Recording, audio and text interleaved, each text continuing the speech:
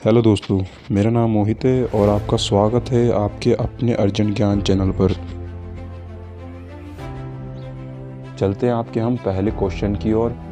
पहले क्वेश्चन में कहा गया है रेडियो और समाचार रेडिएशन कौन से मंडल में होता है। तो आपको बता दें, ऑप्शन आपके सामने 4 दिए गए हैं। ऑप्शन ए क्षोभ मंडल में, ऑप्शन बी आयन मंडल में, ऑप्शन सी समताप मंडल में, ऑप्शन डी मध्य मंडल में। आपको ये बता दें, जो आप ये एरो है, जो एरो ये दिया गया है, जिसमें आपको 10 सेकंड का टाइम दिया गया है। इसमें 10 सेकंड में आपको इन चारों में से एक सही ऑप्शन चुनना पड़ेगा। तो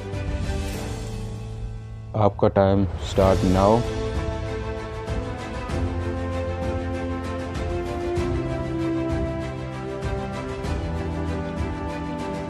सो टाइम अप। तो आपका आंसर है ऑप्शन बी आयन मंडल। वैसे दोस्तों आपको बता दें, ऑप्शन ए क्षोभ मंडल क्या होता है और ये इसमें क्या क्या चीज़ होती है। क्षोभ मंडल होता है वह मंडल होता है जिसके अंदर सारी प्राकृतिक घटनाएं घटती है, जैसे वर्षा होना, ओले पड़ना, ये सब क्षोभ मंडल में होता है। और आयन मंडल आपको बता रखा है, जैसे कि आयन मंडल में सब रेडिएशन, समाचार रेडिएशन और रेडियो रेडिएशन ये आयन मंडल में होता है। समताप मंडल वह मंडल होता है जिसमें हवाई जहाज और ऐसी चीज़ें उड़ती है जिसमें मौसमी कोई घटना नहीं होती, जिससे हवाई जहाज उड़ने में कोई दिक्कत नहीं होती है। आपका थर्ड ऑप्शन है ऑप्शन डी, ये मध्य मंडल है जिसके अंदर कोई भी उल्कापिंड या कोई भी चीज़ हमारे पृथ्वी के अंदर आती है तो ये मध्य मंडल में जल जाती है और राख हो जाती है जलकर, और धरती पे आकर आग की तरह आग की गोली के रूप में गिरती है। वो मध्य मंडल में होता है। मध्य मंडल में कोई चीज़ आते आते जल जाती है। मध्य मंडल की दाब में ज़्यादा अधिक दाब होता है, मध्य मंडल की वायु दाब में। चलते हैं आपके नेक्स्ट क्वेश्चन की ओर, क्वेश्चन नंबर 2 की ओर। तो क्वेश्चन नंबर 2 में कहा गया है, पहला क्वेश्चन दिया गया है आपके सामने, दूसरा क्वेश्चन दिया गया है। इसमें कहा गया सबसे बड़ा ग्रह कौन सा है। ऑप्शन दिया गया है आपके सामने। ऑप्शन ए बृहस्पति ग्रह, ऑप्शन बी पृथ्वी, ऑप्शन सी यूरेनस या ऑप्शन डी शुक्र ग्रह। दोस्तों आपके सामने पहले बता चुका है, ये आपके सामने ये जो दिया गया है ये टाइमर लाइन है, तो आप जवाब दे सकते हैं इन 10 सेकंड के अंदर। तो your time start now.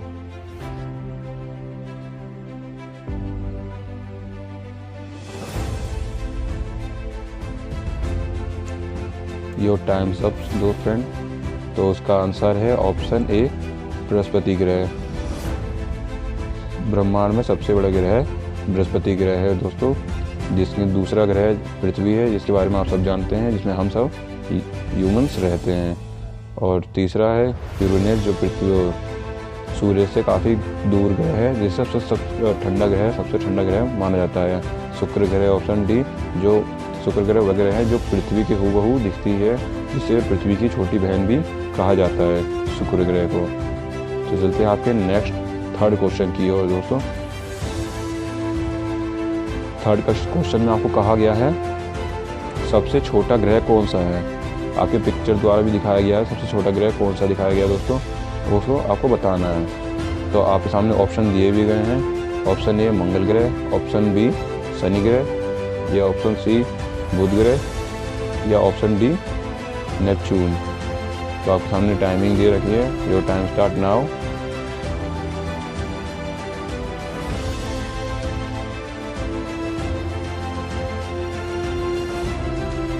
Your time अब।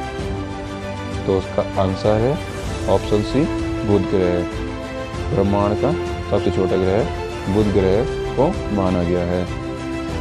दोस्तों आपको मंगल ग्रह के बारे में बता दिया जाए। मंगल ग्रह वह ग्रह है जिसमें इंसान अभी रहने की प्लानिंग कर रहा है, ताकि पृथ्वी में अभी कोई आपदा घटना या घटे, जैसे कि डायनासोर जब जिस कारण विलुप्त हुए थे, पृथ्वी वैसी घटेगी तो कुछ ह्यूमंस मंगल ग्रह पे जाकर रह सकते हैं। वहाँ की प्लानिंग चल रही है अभी। तो ऑप्शन बी में बताया गया, तो ऑप्शन बी शनि ग्रह वह ग्रह होता है जिस ब्रह्मांड में सबसे ज़्यादा उपग्रह हैं। शनि ग्रह ऐसा ग्रह है जिसके सबसे ज़्यादा उपग्रह हैं। और बुध ग्रह जैसे आपको बताया गया दोस्तों, बुध ग्रह सबसे छोटा ग्रह है और जो सबसे हीट ग्रह भी इसे कहा जाता है। नेपच्यून ये भी यूरेनस की तरह ही सबसे दूर ग्रह में से एक ग्रह है जो काफ़ी ठंडा होता है। चलते दोस्तों आपकी नेक्स्ट क्वेश्चन, फोर्थ क्वेश्चन की ओर। दोस्तों इस क्वेश्चन में कहा गया है पृथ्वी का सबसे भीतरी वाला भाग कोड किसका बना हुआ है। जो चित्र में जिस तरह दिखाया गया दोस्तों, ये पृथ्वी का जो सेंटर भाग है वो किस चीज़ से बना हुआ है मिलकर। तो आपके सामने ऑप्शन 4 दिए गए हैं दोस्तों। पहला क्वेश्चन दिया गया है तांबा और जस्ता का, ऑप्शन बी दिया गया है निकेल और तांबा का, ऑप्शन सी लोहा और जस्ता का, या ऑप्शन डी लोहा और निकेल का। दोस्तों आपके पास 10 सेकंड का टाइम है, तो योर टाइम स्टार्ट नाउ।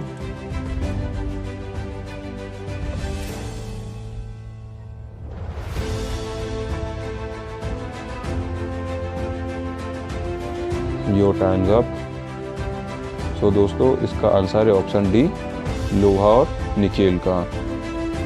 जो पृथ्वी का कोर है, सेंटर होता है, जो हीट माना जाता है, पृथ्वी का सबसे हीट भाग होता है ये, जो लोहा और निकेल के मिश्रण से बना होता है और लावे के रूप में भी कहीं कहीं फट के बाहर आता है। जैसे लावा अभी भी बंद पड़े हैं, काफ़ी सक्रिय नहीं है, असक्रिय हैं, कुछ सक्रिय हैं जो काफ़ी अलग देशों में हैं।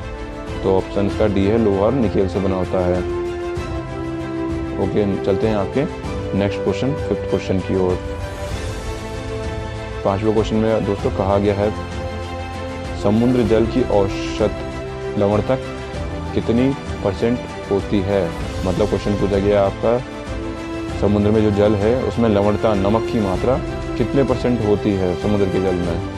तो दोस्तों आपके सामने ऑप्शन ए दे रखा है, option A 30%, option B 35%, option C 40% या ऑप्शन डी 45%।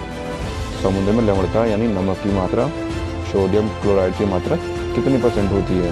दोस्तों your time start now.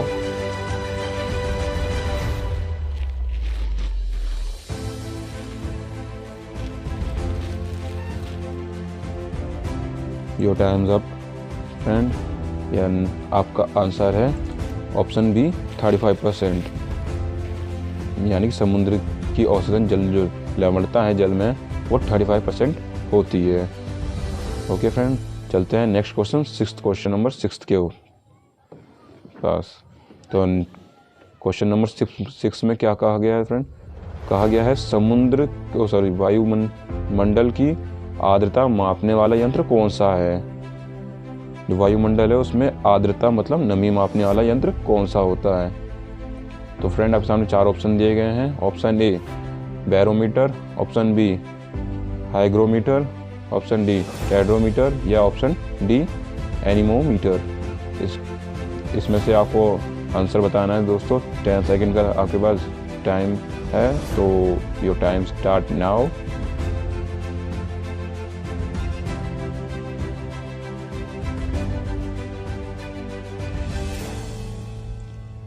Your time's up friend. तो आपका आंसर है ऑप्शन नंबर बी हाइग्रोमीटर। इसका आंसर हाइग्रोमीटर है। जो फ्रेंड आपको बता दें, जो बैरोमीटर है, बैरोमीटर क्या करता है और टेड्रोमीटर क्या करता है और एनीमोमीटर क्या करता है। इसी क्वेश्चन में आपको हम ये चारों क्वेश्चन का आंसर मतलब समझाने वाले हैं। तो आपको बैरोमीटर में क्या करता है, बैरोमीटर हमें क्या करता है, बैरोमीटर हमारी वायु के दाब को मापता है। जो वायु है तो वायु में कितना दाब है, कितना प्रेशर है, बैरोमीटर द्वारा पता करते हैं। हाइग्रोमीटर के बारे में बता दिया फ्रेंड। ये हाइग्रोमीटर आर्द्रता मापता है वायु में। और टेड्रोमीटर क्या करता है, टेड्रोमीटर गाड़ी का जो इंजन होता है, मोटर, वो कितने स्पीड में है, कितनी गति है, उससे मापता है हाइड्रोमीटर से। और ऑप्शन डी एनोमीटर से हमें वायु की स्पीड मापी जाती है। एनोमीटर से कितनी रफ्तार, कितनी तेज में चल रही है, जो एनीमोमीटर से मापा जाता है। ओके फ्रेंड, आपके एक क्वेश्चन में हमने 4 क्वेश्चन का आंसर समझा दिया है। तो नेक्स्ट क्वेश्चन नंबर 7 की ओर बढ़ते हैं। क्वेश्चन नंबर 7, उसमें क्या बोला गया फ्रेंड, पूछा गया है जल राशि का स्वच्छ जल भाग कितना है।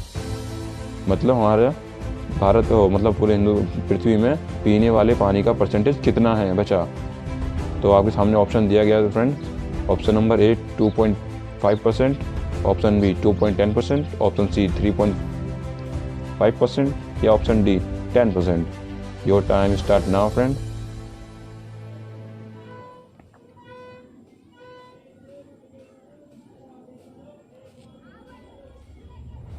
Your time's up. So friend, आपका आंसर है option A. Option A 2.5%।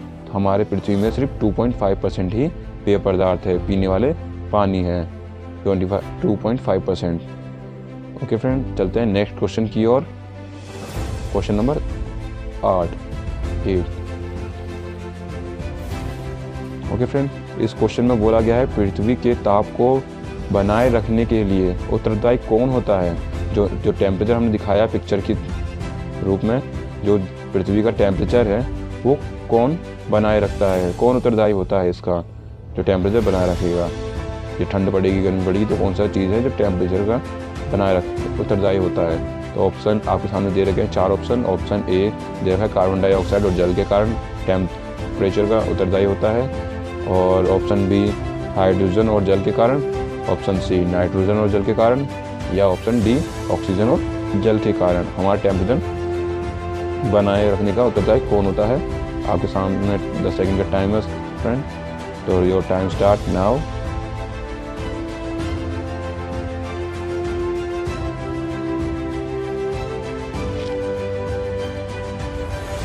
Your time up friend. इसका आंसर है ऑप्शन ए कार्बन डाइऑक्साइड और जल।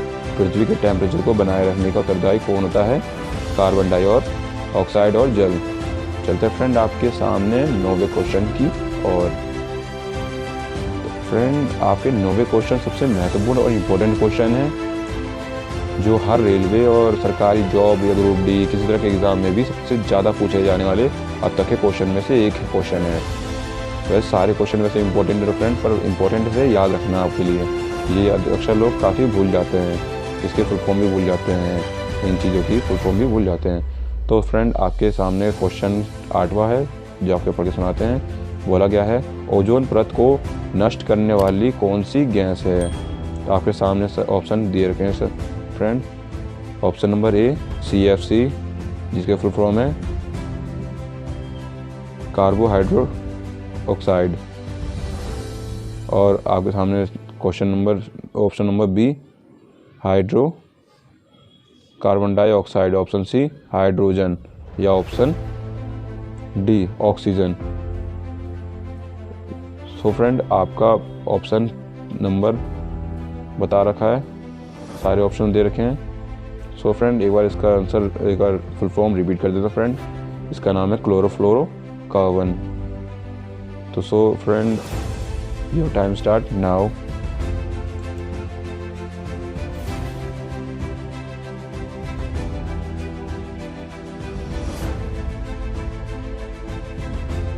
So friend your time's up.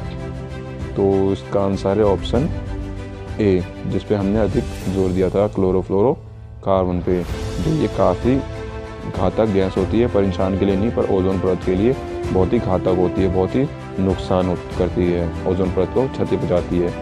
ये फ्रेंड ये फ्रिज और AC से निकलने वाली घातक गैसें होती है, जो हमें नुकसान नहीं पहुंचाती ना किसी और जीव को, बल्कि ओजोन परत को काफ़ी हद तक नुकसान पहुंचाती है।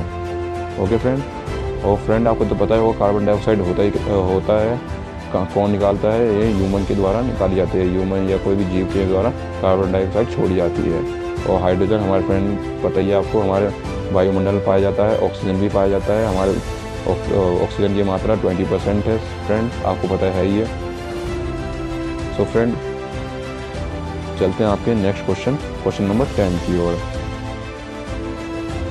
फ्रेंड तो चलते हैं क्वेश्चन नंबर 10। इसमें पूछा गया है फ्रेंड कि मॉनसून सबसे पहले कौन से राज्य में आता है। जो मॉनसून एक बरसात का मौसम है, जिसे बरसात का रेनिंग डे भी कहते हैं इंग्लिश में, तो ये कौन से राज्य में सबसे पहले आता है। तो फ्रेंड आपका सामने ऑप्शन दे रखा है, option A Tamil Nadu, option B Kerala, option C Orissa, option D Meghalaya. तो friend your time start now.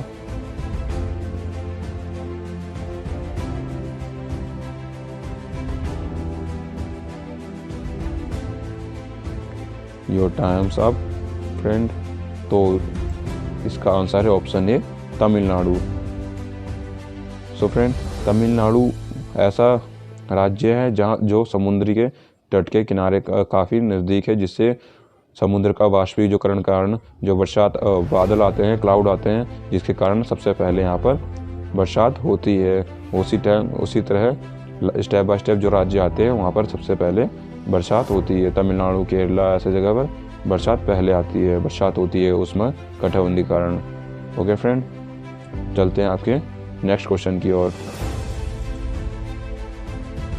So friend, question number 11 इसमें पूछा गया फ्रेंड, समुद्र के जल में क्या पाया जाता है फ्रेंड? समुद्र के जल में क्या चीज़ पाया जाता है? तो आपके सामने ऑप्शन दे रखे हैं। Option number A sodium chloride, option B hydrochloride, option C nitrochloride या ऑप्शन डी अमोनियम क्लोराइड। तो फ्रेंड, आपके सामने 4 ऑप्शन दिए गए हैं एंड अपना जवाब दीजिए फ्रेंड इन 10 सेकेंड।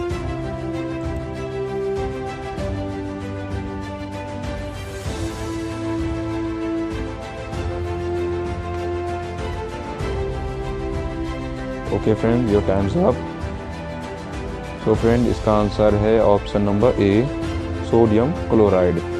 फ्रेंड, हम आपको चित्र भी इसलिए दिखा रहे हैं ताकि आपको आंसर पता करने में थोड़ी आसानी हो। चित्र के माध्यम से इनके ऑप्शन में आपको आसानी से पता चल जाए और उनके जो चित्र हैं आपको दिमाग में भी छप जाए, क्योंकि इंसान को रटने से पहले चित्र देखकर दिमाग में बैठ जाता है कि इसका आंसर क्या हो सकता है, और ताकि दिमाग में आपको बैठ जाए कि इसका आंसर ये होगा। क्योंकि नमक द्वारा सोडियम क्लोराइड का जो भी N2HO है, जो कि नमक का सूत्र है सोडियम ऑक्साइड का। तो चलते हैं फ्रेंड आपके नेक्स्ट क्वेश्चन नंबर 12 की ओर। तो फ्रेंड, क्वेश्चन नंबर 12 इसमें आपके सामने पूछा गया हिमालय की सबसे ऊंची चोटी कौन सी है फ्रेंड? सबसे ऊंची चोटी कौन सी है? आपके सामने ऑप्शन दे रखा है। ऑप्शन ए Guru Shikhar, option B चोमोलुंग मंगमा mountain. Friend, ऐसे ऐसे नाम है कि थोड़ा बोलने में भी जवान लड़खड़ा जाती है। Option C Everest, option D Kanchenjunga. So friend, आपको हमने पहले बता रखा है, चित्र के द्वारा आपको समझाने की कोशिश की गई है ताकि आपके दिमाग में चित्र छप जाए, जिससे आपको ये रटने की जरूरत ना पड़े, आपके दिमाग में ऑटोमेटिकली ये बैठ जाए। सो फ्रेंड, आपके सामने 10 सेकेंड का टाइम दे रखे हैं। Your time start now friend.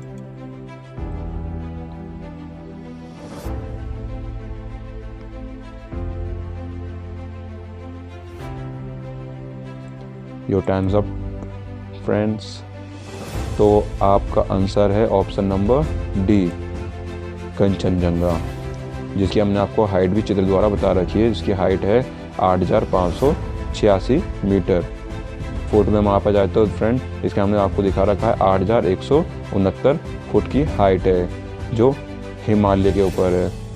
एक हिमालय है, उसके ऊपर कंचनजंगा सबसे ऊंची चोटी का नाम है। सबसे ऊंची चोटी जो दिखाई गई है इस चित्र में वो कंचनजंगा है, इसकी हाइट इतनी है फ्रेंड। तो चलते हैं आपके क्वेश्चन नंबर 12 की ओर, 13 की ओर सॉरी।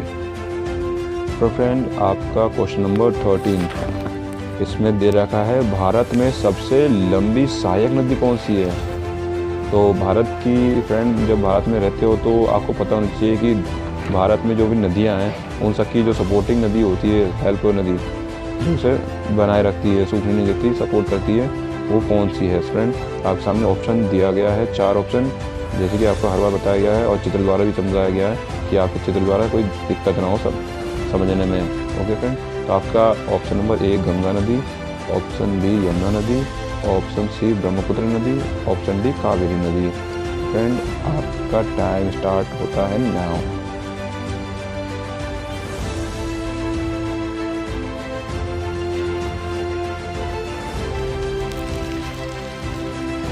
Time up friend. तो आपका आंसर है ऑप्शन बी यमुना नदी। फ्रेंड, आपको दिखाया गया जैसे कि यमुना नदी ये है जो सभी नदियों की सहायक नदी कहा गया है, जो हर नदी की सहायक नदी भी कहा जाता है, जैसे सहायक नदी के नाम से भी जाना जाता है, दूसरा नाम इसका सहायक नदी भी है। तो फ्रेंड्स चलते हैं आपके नेक्स्ट क्वेश्चन की ओर। वैसे फ्रेंड आपको जाने से पहले एक क्वेश्चन के बारे में बता दें, जो कि हमारा ऑप्शन ए है, गंगा नदी है जो भारत की सबसे लंबी नदी में है, सबसे लंबी नदी ही है ये। और ऑप्शन बी आपको बता रखा है सबसे सहायक नदी कौन सी है, जमुना नदी। ऑप्शन सी बताया गया जो ब्रह्मपुत्र नदी है, जो ब्रह्मपुत्र नदी है। हर देशों में इसका अलग अलग नाम होता है ब्रह्मपुत्र नदी का, और जो कि सबसे चौड़ी नदी है, भारत की सबसे चौड़ी नदी भी कहा गया है इसे, चौड़ी नदी। लंबी नदी कौन सी है फ्रेंड, गंगा नदी, सहायक नदी, जमुना नदी और चौड़ी नदी ब्रह्मपुत्र नदी। और जो कावेरी नदी है फ्रेंड, जो कहाँ पर है, दक्षिण साइड में, भारत की दक्षिण साइड में बहती है।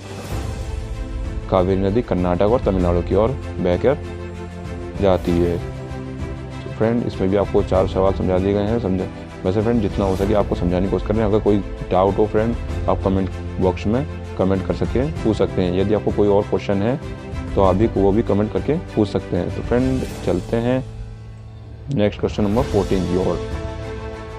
तो फ्रेंड आपका 14 नंबर क्वेश्चन आपके सामने है। पूछा गया है सर्वाधिक सीधी बहने वाली नदी कौन सी है फ्रेंड। फ्रेंड आपको बता रखा है चित्र द्वारा, वैसे ही सेम प्रोसीजर है, वही है जिसमें क्वेश्चन नंबर दे रखा है 14। सबसे सीधी बहने वाली नदी कौन सी है friend.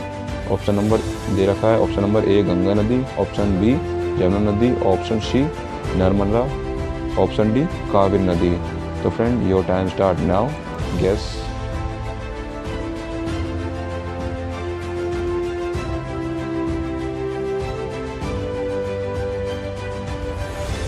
Your time's up friend. तो उसका आंसर है सेम जमुना नदी। आपको फ्रेंड पहले बता चुका हूँ क्वेश्चन नंबर 13 में, सबसे सहायक नदी, सबकी सहायक नदी जमुना नदी है, और सबसे सीधी चलने वाली भी नदी जमुना नदी ही है, जिसे जमुना कह लो, यमुना कह लो। तो फ्रेंड वही है जमुना और यमुना। ओके फ्रेंड, आपको बता रखा है गंगा नदी के बारे में बता रखा है फ्रेंड, जमुना नदी के बारे में बता रखा है, कावेरी नदी के बारे में बता रखा है फ्रेंड, और नर्मदा नदी के बारे में। फ्रेंड आपको पता ही होगा जो नर्मदा नदी है, जब ये पूरब से पश्चिम की ओर बहती है फ्रेंड। ये सबसे इम्पोर्टेंट क्वेश्चन है जो रेलवे में आता है कि इनके बारे में, कि नर्मदा नदी है जो कहाँ से कहाँ बहती है। तो आपका ये पूरब से पश्चिम की ओर बहती है फ्रेंड। आपके बारे में अभी इनके बारे में कोई डाउट हो तो कमेंट सेक्शन में कमेंट करके पूछ सकते हैं। ऑप्शन नंबर 15 की ओर चलते हैं। नीलगिरी की पहाड़ी कहाँ पर है। क्वेश्चन नंबर 15 में पूछा गया नीलगिरी जो पहाड़ी है कहाँ पर है। नीलगिरी पहाड़ी फ्रेंड जो सबसे सुंदर पहाड़ियों में से एक है, हिल स्टेशन में से एक है फ्रेंड। इसका ऑप्शन आपको सामने दे रखा है। ऑप्शन नंबर ए दे रखा है Orissa, option number B Kerala, option number C Tamil Nadu, या ऑप्शन नंबर डी राजस्थान। ये नीलगिरी जो पर्वत है, पहाड़ है, वो कौन से राज्यों में स्थित है इन चारों में से। Your time start now and guess your answer.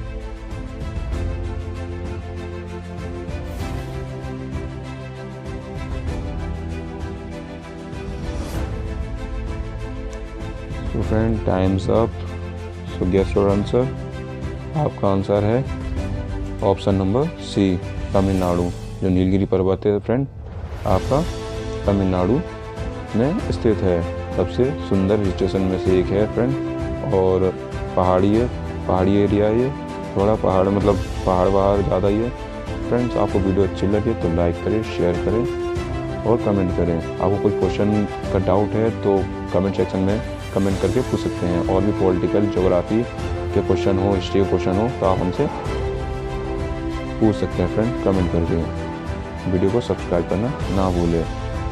Okay friend, thank you, bye.